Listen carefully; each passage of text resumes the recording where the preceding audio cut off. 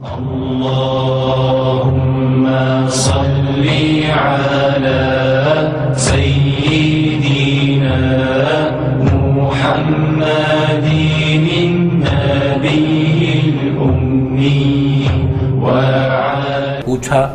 کہ کیا تم اس حال پہ راضی ہو؟ تو آپ نے فرمایا کہ جی میں بالکل اس حال پہ راضی ہوں۔ آپ کے تقوی کے لحاظ سے بات کروں، جس وقت آپ کا آخری وقت قریب آنے لگا، آپ نے حضرت اسماء بنت امیس جو سیدنا ابو بکر صدیق رضی اللہ تعالیٰ عنہ کی زوجہ محترمہ تھیں، آپ کو بلایا اور بلا کے کہنے لگیں کہ اے اسماء، مجھے ایک بات پریشان کیے رکھتی ہے، میں پریشان رہتی ہوں اور مضطرب رہتی ہوں کہ ساری زندگی میں نے حجاب کا، پردے کا اس قدر خیال کیا ہے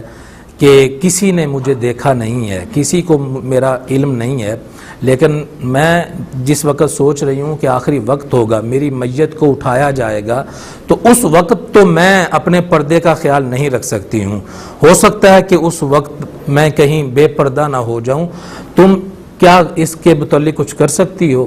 تو آپ نے کہا کہ ہاں، جس وقت ہم نے حبشہ کی طرف ہجرت کی تھی، اس ہجرت میں میں بھی ان کے ساتھ تھی، وہاں ہم نے یہ دیکھا تھا کہ جس وقت عورت کی میت کو اٹھایا جاتا ہے تو اس کے لیے ایک چارپائی تیار کی جاتی ہے، اس چارپائی کو ڈولی کی طرح تیار کیا جاتا ہے، اس کے اوپر اس طرح چھڑی لگا دی جاتی ہے، اس کے اوپر کپڑا ڈال دیا جاتا ہے تو پتہ نہیں چلتا۔ سیدہ فاطمۃ الزہراء رضی اللہ تعالیٰ عنہا نے جس وقت یہ بات سنی، آپ مسکرانے لگ گئیں، خوش ہو گئیں، آپ نے کہا اے اسماء، اب یہ تمہاری ذمہ داری ہے کہ میری میت کی چارپائی کو تم نے تیار کرنا ہے۔ اب توجہ طلب بات یہ ہے کہ آپ کیوں پریشان تھیں؟ تھوڑا مختصر کر دیں، پریشان ہمارے پاس افطاری کا وقت ہوتا جا رہا ہے اور بالکل بالکل ٹائم بہت۔ آپ صرف پریشان اس لیے تھیں کہ جس وقت انسان فوت ہو جاتا ہے، اس کی میت کو اٹھایا جاتا ہے،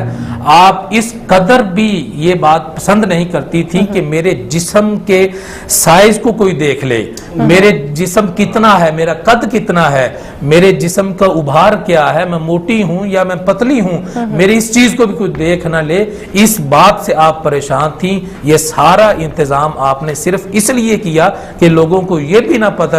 چلے کہ محمد رسول اللہ صلی اللہ علیہ وسلم کی بیٹی کا قد کیا تھا اور آپ موٹی تھیں یا پتلی تھیں۔ یہ آپ کا تقوی۔ بالکل